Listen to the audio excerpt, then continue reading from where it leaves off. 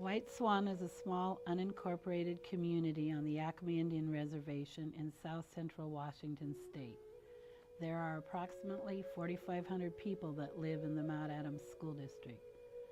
The district consists of Hara Elementary, Mount Adams Middle School, and White Swan High School.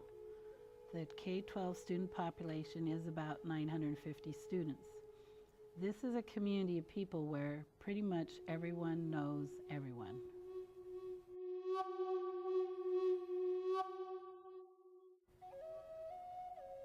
Our community is a place where, driving into it, you can see opportunities to be explored or feel pain and hopelessness. As an elder once said, "I see before me a garden waiting to be harvested. You may only see weeds." The community is made up of natives, Hispanics, and Caucasians. There is evidence of poverty, graffiti, and the shells of buildings that have been burned. Hidden under the physical vision you see driving in the community, there is a hidden sadness. Our community has lost family members and friends due to alcohol-related motor vehicle fatalities and suicides. We are in constant grieving. I remember in a one-year period we had lost 19 community members.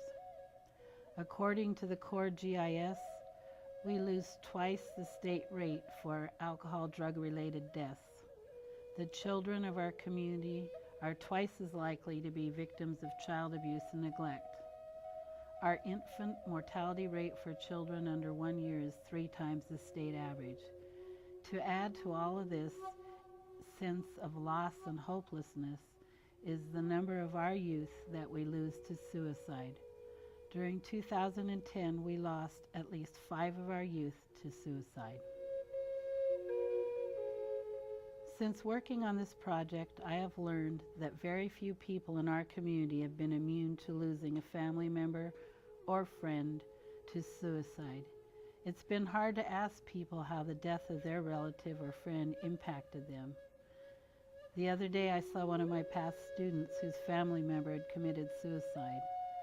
This person shared that one of the worst things was that their relative had talked about suicide, but they didn't think the person was serious. This seems to be a common thread. Alcohol also seems to play a big part in the suicides. My former student shared that she had lost 5 of her close friends to suicide, including her brother. Alcohol was a factor in all of them. The mourning continues. Friend, brother, sister, auntie, uncle, no one is unaffected.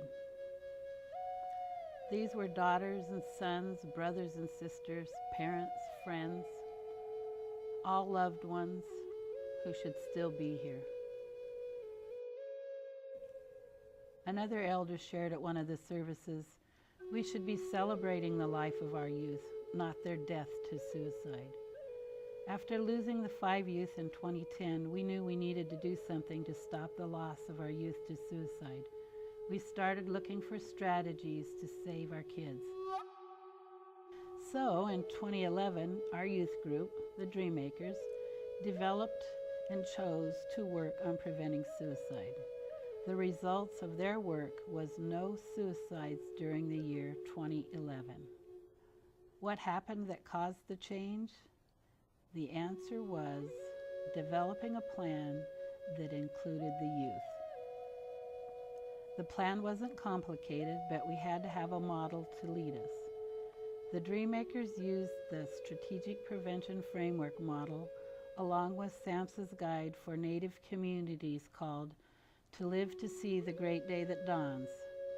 So here is our story. In 2005, the community of White Swan got a Strategic Prevention Framework state incentive grant. At this time, there were no community organizations addressing our youth alcohol use, which in 2004, according to the Health Use Survey, our 8th grade 30-day use was 23%, which was 5% higher than the state average. The youth reported that they could get high at school or in the community and they wouldn't get caught, and that no one cared.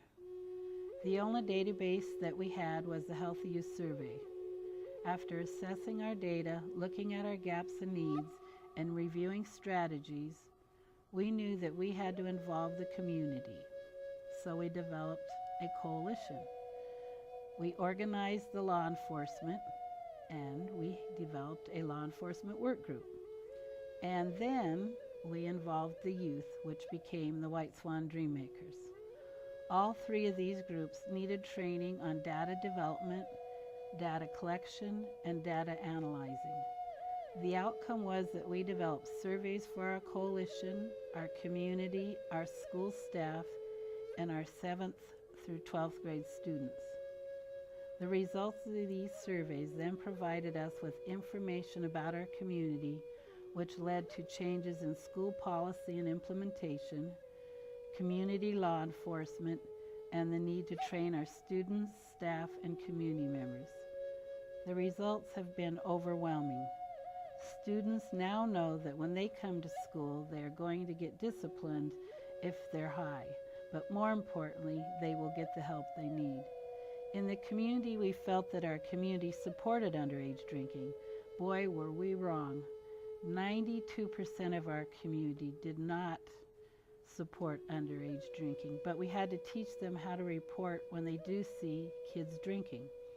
Through the law enforcement work group, we have been able to pull together tribal, county, and state law enforcement to work together on issues that impact our community.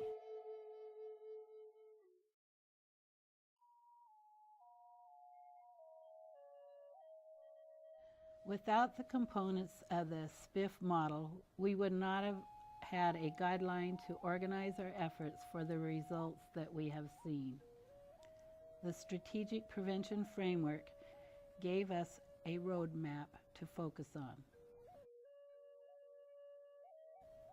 Prior to the Strategic Prevention Framework State Incentive Grant, the only local assessment tools were the Healthy Youth Survey for 6th, 8th, 10th, and 12th graders, plus a local monthly account from White Swan Ambulance for the ambulance runs that were related to alcohol. An important part of the process was also looking at the fact that students reported that they could be high at school and no one did anything about it.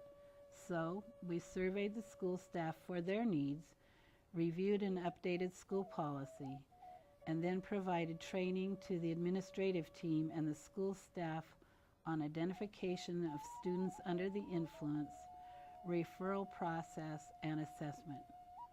The results are that we are getting kids referred and getting them the treatment that they need. Our disciplinary referrals went up, but our 30-day use rate went down.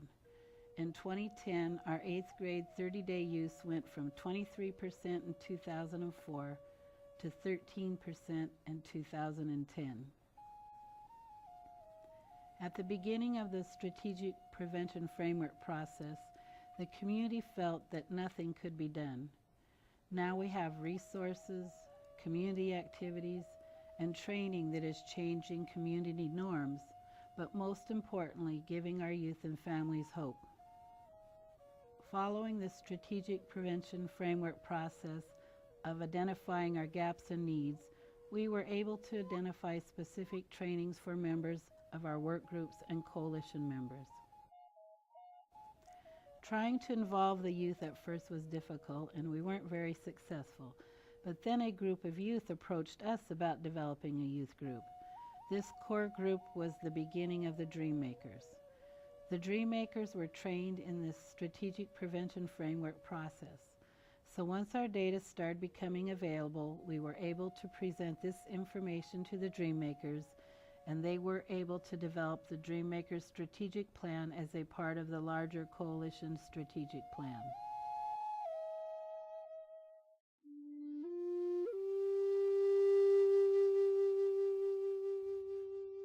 I'm Mercedes Bars. I'm Mallory Ekman, and we're the presidents of White Swan Dreammakers. Dreammakers is about helping our community in stopping suicides, bullying, child abuse, substance abuse. We help larger communities and smaller communities to lower their suicide rates and their bullying rates. Okay. For instance, we went to Yakima at the end of last school year to help them with the project, the Suicide Walk. And we did a presentation there to help their people. Okay. Or we go to different schools and present in front of their schools to tell them our story. Well, so far this month we decided we're going to do Above the Influence. Most people say everyone does drugs around White Swan, which isn't true. Most kids in White Swan don't do drugs. My name is Chance Jackson, and I'm a White Swan Dreammaker. And I joined Dreammakers because my brother Joe Jackson was a Dreammaker, and he came home and he told me all this stuff about Dreammakers, and I liked it. So when I got the right age, I joined. We get to go around and make a change in people's lives. I'm a Dreammaker because I wanted to help out in my community, because our community does have a lot of problems, but I know that it's a really great place. Well, for suicide prevention, that one was a really big one we were working on, because a couple years ago when I was in 7th or 8th grade, there was a lot of suicides happening in White Swan, and so we did a lot of that. We had some assemblies for suicide, where we talked signs and symptoms that someone might be thinking of suicide, and then we gave everyone a little card with some resources they could call, a suicide helpline. And we also did no bullying assembly too, for kind of that same reason. yeah, good. And drug and alcohol, I guess we do this. We do draw the line. Oh, we gave out these draw the line bracelets, and see, I have you. I have one too. And that's draw the line between youth and underage drinking.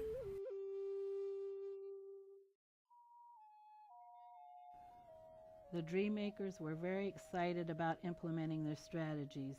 They had a very good idea, and they were able to sell that idea to their peers. Once we were organized, trained, and prepared, we shared all of the information with our community. The challenge then became for everyone was that they had to become Dreammakers too, not be dream breakers. The call to action to be a Dreammaker for the community gave people a chance to be involved in an organized way in meaningful activities that would and could make a difference. My name is Mallory Ekman. I'm the president of the White Swan Dreammakers. Most people who are going to commit suicide do not want to die. They want to stop hurting. Help them to stop hurting by taking prevention steps. Show you care, ask the question, or call for help. Numbers for help are 509-945-4090. The specialist's name is Joel Tannehill. Another specialist you can call is Miss Darlene Cash. Her number is 509-945-3344. The general crisis line to call is 509-575-4200. Don't be afraid to ask for help. We may not have all the answers, but we are here to help you find yours. This message brought to you by the White Swan Arts and Recreation Community Coalition. My name is Mercedes Byers. I'm the Vice President for the White Swan Dreammakers. What is bullying? Bullying is hurting someone physically, mentally, or emotionally. What to do when you are getting bullied? Find an adult you trust and talk to them. Report the person, or simply just walk away.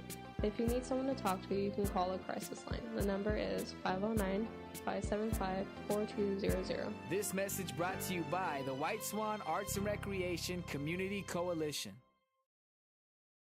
This is Deputy Scott Swallow of the Yakima County Sheriff's Office. There is an enemy among us. It is substance abuse. It takes away the lives of our loved ones. It shatters our families. It consumes our dreams and destroys our future. It has taken more of our people than war, disease, or crime. The time has come to take a strong stand against this enemy. The time has come to fight back. Save a life, save a nation. You drink, you drive, you and your nation lose. This message brought to you by the White Swan Arts and Recreation Community Coalition. By getting the word out with appropriate strategies, the mood in the community began to change from hopelessness to fostering dreams. People began to see that there was help available, but people also learned that they needed to be part of the change. Through our community, people have learned who they can call to get help and who they can actually get help from. We have created a safe form of communication where people can share or ask for help without being judged or shamed. The change we see is an increased involvement in community and school activities. With the development of the coalition and its work groups, we now have less motor vehicle fatalities, decreased suicides, and an increase in people getting referred for help. We also see youth participating. School staff are creating a safer community and increased awareness of a safe school climate.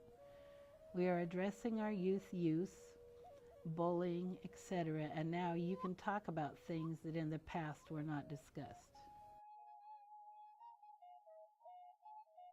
People are reaching out for help. We have seen many, many changes, but the journey has just begun.